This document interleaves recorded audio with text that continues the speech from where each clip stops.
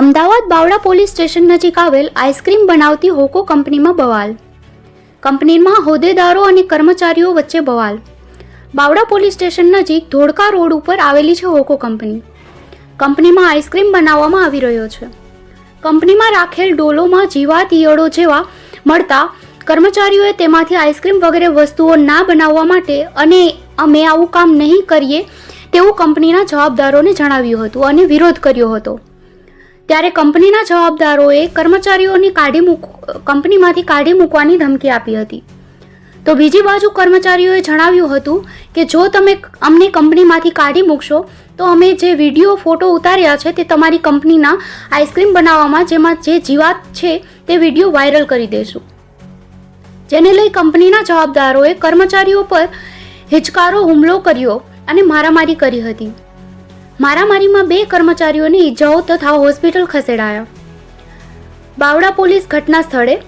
બાવળા પોલીસે કંપનીવાળાની ફરિયાદ લઈ કાર્યવાહી હાથ ધરી. કર્મચારીઓની બાવળા પોલીસે ફરિયાદ ન લેતા કર્મચારીઓ પર પરિવારજનો સાથે અમદાવાદ એસપી ઓફિસ ફરિયાદ આપવા આવ્યા પહોંચ્યા. એસપી સાહેબે ફરિયાદીની ફરિયાદ સાંભળી ન્યાય આપવાની ખાતરી આપી હતી. બનાવ કંપનીના સીસીટીવી કેમેરામાં કેદ. Reporter Kamlesh Dabhi, DG news, Bavla, Ahmedabad.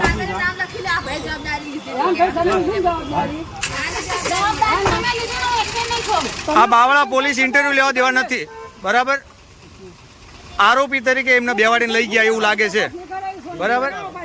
જે લોકોને માર્યા છે એ લોકોની ઉપર કાર્યવાહી કરતા નથી અને જે નથી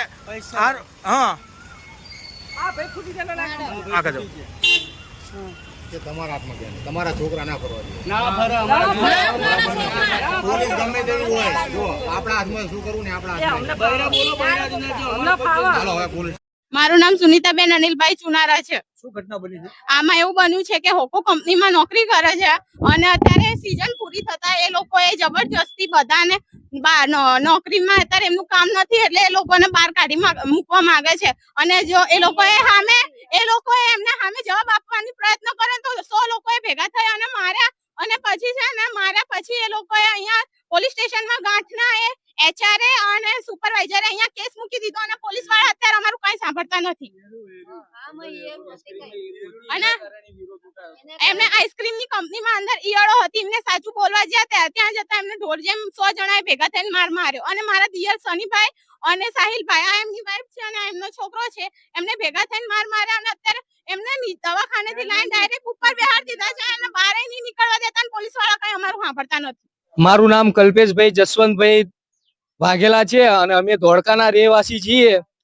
અહીંયા અમારા ઓકો કંપની બાવળામાં મિનિમમ 2 વર્ષથી નોકરી અમે કરતા હતા.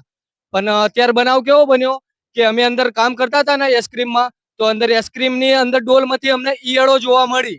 તો અમે ઈયળોનો વિડીયો લઈને અને અમારી જોડે વિડીયો બનાવેલો હતો. તો અમારા સુપરવાઇઝરને ખબર પડી ગઈ કે આમની જોડે આવા વિડીયો છે. તો એ લોકોએ અમને એવી કીધું કે તમે આ વિડીયો વાયરલ ના કરતા અને કઈ ના કરતા, નકર તમે અમને નોકરી નહીં કાઢી નાખશું એવું અમને ધમકી આપી. તો અમે આના ઉપર કાર્ય એ કરતા હતા. તો એ લોકોએ અમને એમ કીધું કે તમે હવે નોકરી ના આવતા અને કંપનીની બહાર કાઢી મૂક્યા અને અમે એમ કીધું કે અમારા પગારનું શું થશે, અમારા પગાર અમને દે દો, તમારે નોકરી ના રાખવું હોય તો. એમને કંપનીમાંથી મિનિમમ 100 માણસો લાકડીઓ અને એ રીતે લઈને અમારી પાછળ પડી ગયા અને અમારા 2 છોકરાને ઘાયલ કરી દીધા.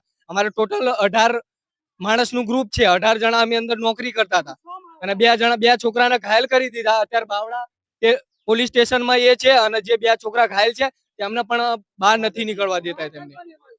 અને અત્યારે એ લોકોને અમને એવું કીધું કે તમારા 2 છોકરા છે એ ધાબા પરથી પડી ગયા હતા, અંદર કંપની ઉપર 2 માળ ઉપરથી પડી ગયા. પણ એવું કશું નથી, એ લોકોએ માર્યા છે.